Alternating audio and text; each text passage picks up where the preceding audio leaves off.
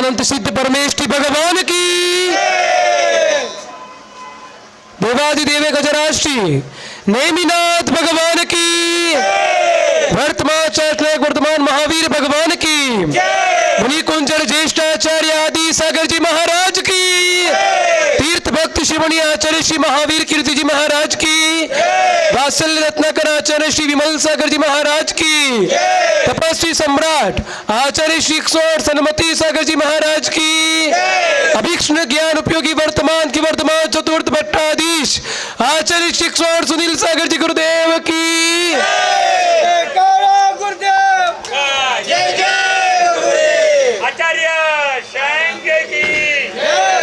आज सभी का आपका पावन सौभाग्य, जहां से गिरनार से मोक्ष गए नेमिनाथ भगवान, 72 करोड़ 700 मुनिराज जहां से मोक्ष गए, ऐसे पवित्र स्थान पर आप सभी को आचार्य भगवान के समक्ष बैठकर धर्म लाभ लेने का अवसर मिल रहा है। गिरनार में बहुत यात्री आते हैं, बहुत श्रावक आते हैं, लेकिन बहुत कम संयोग ऐसा मिलता है जहाँ पे चतुर्विध संघ का भी सानिध्य मिले, उनकी आराधना करने का अवसर मिले और उनके सानिध्य में रह के गिरनार जी में आने का और वंदना करने का सौभाग्य बहुत कम लोगों को प्राप्त होता है। बहुत ऐसा पुण्य किसी ने कमाया होगा जिनको ये लाभ मिल रहा है। ऐसे बड़ोदरा वाले भी यहाँ पे हैं, जहाँ पर आचार्य भगवान के सानिध्य में 29 मार्च से लेके 3 अप्रैल तक भव्याति भव्य पंच कल्याणक महामहोत्सव वहां पे होने जा रहा है। और राजकोट में यहाँ पे अभी मंगलमय विहार और 1 दिन का समय है यहाँ पे सिर्फ गिरनार जी में। आचार्य भगवान का मंगलमय प्रवास यहाँ पे 15 फरवरी को यहाँ पे मंगलमय प्रवेश हुआ था। 14 जनवरी को यहाँ पे मंगलमय आचार्य भगवान का मंगलमय प्रवेश हुआ था। लगभग 1 महीने की शीतकालीन वाचना षटखंडागम जय देवला पुस्तक की यहाँ पे मंगलमय वाचना सानंद रूप से संपन्न हुई। साथ ही साथ संघ के मंगलमय गिरनार की 5 टोक की वंदना आचार्य भगवान ने भी लगभग 5 वंदना गिरनार जी की यहाँ पे की और 5 वंदना तो की ही की, लगभग 6 से 7 उपवास भी आचार्य भगवान ने यहाँ पे गिरनार के इस पावन धरा पे निर्जला उपवास किए। और पहली टोक पे ऐसा में जिस दिन वंदना की उस दिन उपवास भी किया। जिस दिन गिरनार जी की वंदना ऐसी बहुत बार उपवास भी हुए और पहाड़ पे ही विश्राम किया। फिर वहां से आचार्य भगवान नीचे आके फिर आचार्य के लिए मतलब जंगल में जैसे चतुर्थकालीन चर्या होती है कि साधना करने के लिए पहाड़ पे भी गए। उपवास मतलब आपको समझे 24 घंटे तक, तो ऐसे साधु 24 घंटे में एक बार ही आहार करते हैं। इसके बाद उपवास करते हैं तो 48 घंटे में मुंह में पानी भोजन कुछ भी नहीं लेते हैं।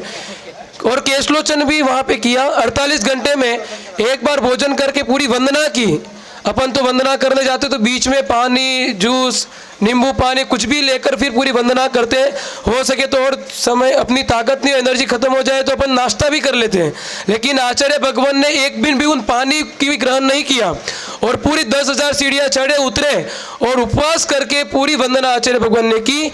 ऐसी महान साधना यहाँ पे गिरनार सिद्ध क्षेत्र पे आचार्य भगवान भी कर रहे हैं और आचार्य श्री की निष्ठा में जो साधु हारिका माता जी वो भी मंगल में साधना कर रहे हैं। और केशलोचन आचार्य भगवान 4000 सीढ़ियाँ चढ़ के गए, फिर वहाँ पे एक चट्टान पे बैठे, फिर अपना मंगलमय केशलोचन वहाँ पे हजारों श्रावकों ने, जैन अजैन सभी लोगों ने उस केशलोचन का लाभ लिया। और वहाँ पर और नीचे भी केशलोचन यहाँ पे चल रहा है। कल भी यहाँ पे लगभग 5 से 6 केशलोचन यहाँ पे संपन्न हुए थे और आज भी यहाँ पे केशलोचन मुनि श्री संतृप्त सागर जी महाराज का हो रहा है। ऐसे जहाँ पे साधना स्थली रही हुए, हजारों साल पहले भी साधु यहाँ पे साधना करते थे, सैकड़ों साल पहले भी यहाँ पे साधु आते थे और अब वर्तमान में भी यहाँ पे चतुर्विध संघ के साथ में संघ आ रहा है और गिरनार जी में सिद्ध क्षेत्र पे साधना कर रहा है। ऐसे आचार्य भगवान अद्भुत चर्या।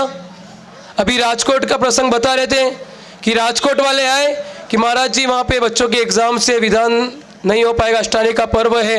आचार्य भगवान ने कहा 4 लोग बैठना, लेकिन अष्टानी का महापर्व है जहाँ पे देवी देवता सभी लोग वहाँ पे भक्ति करते हैं जष्टानिका महापर्व में। ऐसे में आप लोगों को भी भक्ति करनी चाहिए और चतुर्विध संघ का सानिध्य आप लोगों को मिल रहा है।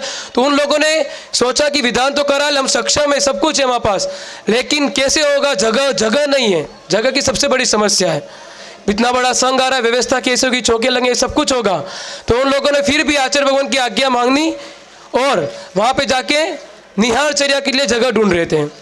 शुद्धि भी करानी पड़ती है, क्योंकि आचार्य भगवान दिल्ली में भी एक चातुर्मास किया था, तो एक ही शर्त रखी थी दिल्ली वालों से कि हमारी निहार शुद्धि अच्छे से होगी तो हम दिल्ली में चातुर्मास करेंगे। प्रभावना तो ठीक है, लेकिन हमारी जो शुद्ध चर्या है, तपस्या है, वो निर्विघ्न रूप से होनी चाहिए। क्योंकि जंगल जाते हैं, शुद्धि करते, वो जंगल में जाते हैं, कभी लेट बात का कभी प्रयोग नहीं करते साधु समाज। तो आचार्य भगवान ने चतुर्कालीन जी चर्या भी दिल्ली में पली, तब जाके आचार्य भगवान ने वहाँ पे चातुर्मास किया। लगभग 700 करोड़ की जमीन, जो कि सरकार ने वहाँ पे पाबंदी लगा दी थी, सीमेंटेड जमीन थी, वो जगह मिल गई, पैसा नहीं देना पड़ा उसके लिए। ऐसे ही वहाँ पे विहान जंगल पड़ा हुआ था और जंगल जैसी शुद्धि वहाँ पे आचार्य भगवान 1 किलोमीटर दूर वहाँ पे जाते थे और वहाँ पे पूरी चर्या करके फिर वापस स्थान पे आते थे। तो ऐसे कल राजकोट वाले भी ऐसी जगह ढूंढ रहे थे। तो इस बीच में उन्होंने एक वहाँ पे वृद्धाश्रम लगभग 150 से 200 करोड़ का वहाँ पे कंस्ट्रक्शन हुआ है, वो जगह वहाँ पे बनी हुई थी। अभी तक 12 मंजिला वो जगह है। उन लोगों को भी नहीं पता था ये जगह हमको उपलब्ध हो सकती है, क्योंकि उन लोगों ने अभी तक उस चीज़ का उद्घाटन भी नहीं किया था। अब जिस बिल्डिंग का जिसने उद्घाटन नहीं किया हो, अजैन समाज के वो लोग थे, हिंदू समाज के लोग थे, तो उन्होंने कहा कि उद्घाटन नहीं किया तो अपने को देंगे नहीं देंगे पता नहीं, लेकिन फिर भी अपन एक बार आचार्य भगवान का स्मरण करके उन व्यक्तियों से बात करते। उन व्यक्तियों से वो लोग पहचान भी थे। लगभग उस जगह पे खड़े रह के 5 बार 6 बार उन्होंने फ़ोन किया कि हमको ये जगह चाहिए, लेकिन उसने फ़ोन किसी ने रिसीव नहीं किया।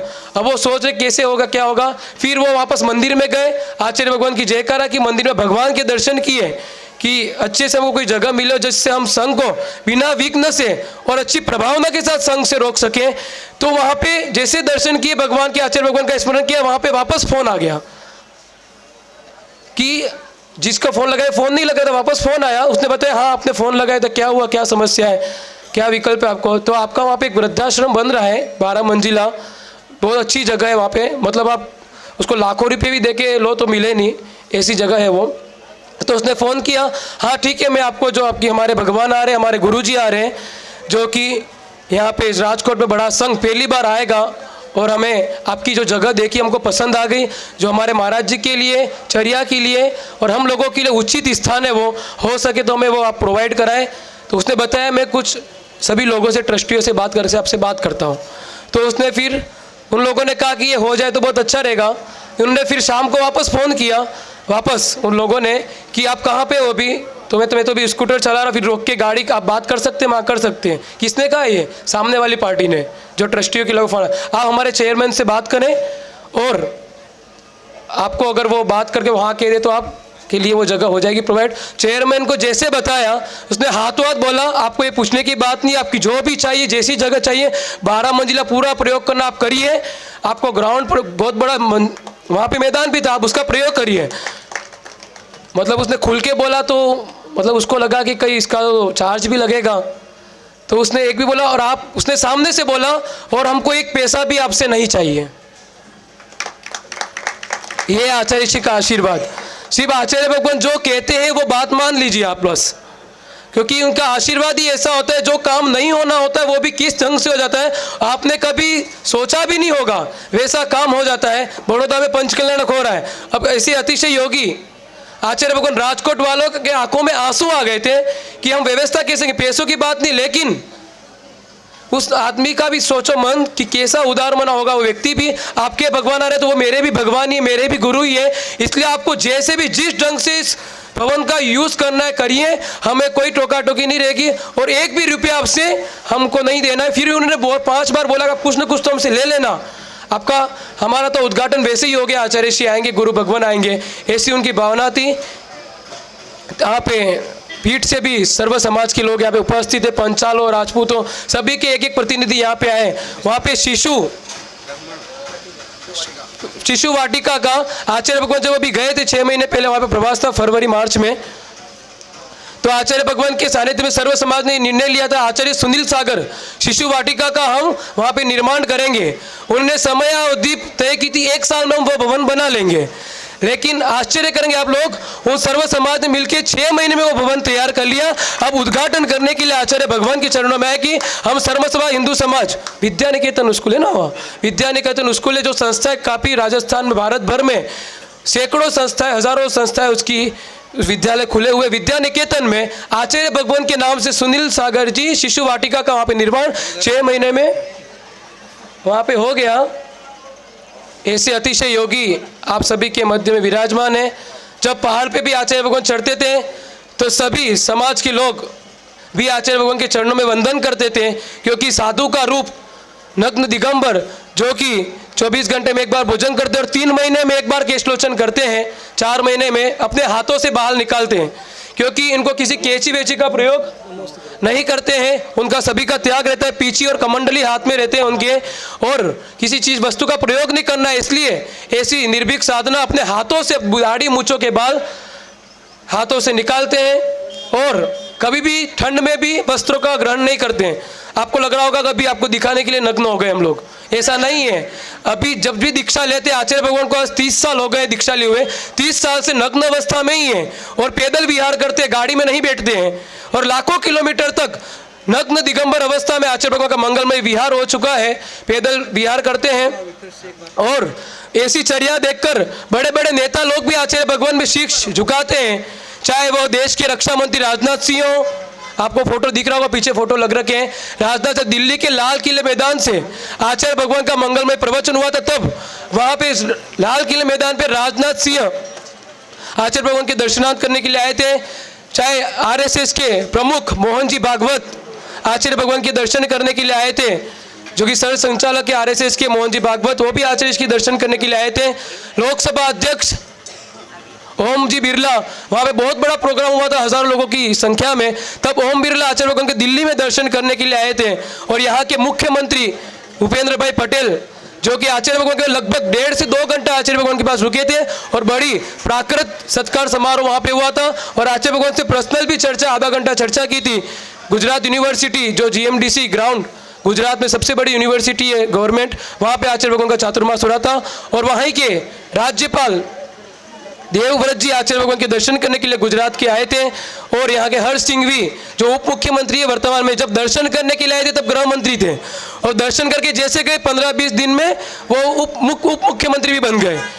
ऐसे हर्ष सिंघवी आचार्य भगवान के दर्शन, गुजरात के जितने भी बड़े बड़े नेतागण हैं वो सभी आचार्य श्री की GMDC में दर्शन करने के लिए आए थे। और राजस्थान में गए तो राजस्थान के मुख्यमंत्री राज्यपाल भी आचार्य श्री के दर्शन करने आए थे। सिर्फ ऐसे बड़े साधुओं को, नेताओं को यहाँ कैसे मिल गया, यहाँ तो वोट मिलने नहीं, साधु वोट भी नहीं देते हैं, वो आके यहाँ पे करते क्या है, सिर्फ आशीर्वाद की ऐसी ऊर्जा होती है। ऐसे ऐसे लोग हैं जो चेयरमैन थे, पहले आचार्य के दर्शन किए थे 7 महीने पहले, जो संतरामपुर के रहने वाले शिक्षा मंत्री जो गुजरात के थे पूर्व के, आचार्य भगवान के सानिध्य जब आए थे वो चेयरमैन थे। इसके बाद दर्शन लिया, आशीर्वाद प्राप्त किया आचार्य भगवान का, उन्होंने आशीर्वाद लेकर मैं आगे बढ़ता रहूं, ऐसा आशीर्वाद दें, और ऐसा आशीर्वाद दिया। जब 7 साल आचार्य जी संतरामपुर गए तो वो गुजरात के शिक्षा मंत्री के पद पे विभूषित हो गए थे। तो उन्होंने कहा कि आपके आशीर्वाद से सब कुछ हुआ है, मैं को विश्वास भी नहीं तक मैं इतने उच्च पद पे पहुंचूंगा, और आपका आशीर्वाद बना रहेगा तो मैं आगे भी बढ़ता रहूंगा। ऐसा मंगलमय आशीर्वाद। ऐसे ही गुलाब चंद जी कटारिया जो अभी आसाम और पंजाब के राज्यपाल हैं, जब आचार्य जी के पास में आए थे तब प्रतिपक्ष नेता थे वो राजस्थान के। जब विधानसभा में आचार्य भगवान का वहाँ पे जाना हुआ था राजस्थान की, तब वो ट्रेन से गुलाब चंद जी कटारिया आचार्य श्री आ रहे हैं, इस हिसाब से ट्रेन से तुरंत निकले और आचार्य जी के दर्शन करने के लिए वहाँ पे दर्शन किए आचार्य श्री के। तो आचार्य श्री भगवान ने आशीर्वाद दिया कि आचार्य श्री आशीर्वाद लेकर मैं आगे बढ़ूँ, ऐसी मेरी भावना, विधानसभा से मैं आपसे आशीर्वाद ले रहा हूँ, इसलिए आपका आशीर्वाद फलीभूत होना चाहिए। आचार्य श्री ने कहा आप 1 सीढ़ी और आगे चढ़ोगे। तो महीने 2 महीने भी नहीं हुए, सरकार क्या पता क्या निर्णय हुआ, वो तरफ पंजाब के राज्यपाल पे विभूषित हो चुके हैं। तो ऐसे आचार्य भगवान की चर्या होती है, और ऐसी चर्यावान के दर्शन आप लोग कर रहे हैं। आप सभी से निवेदन है कि आप लोग आचार्य भगवान की सानिध्य में रह के उनका मंगलमय आशीर्वाद प्राप्त करें, और जो भी आपको मन में दुख दुविधा जो भी है, जरूरी नहीं बोलना पड़ता है।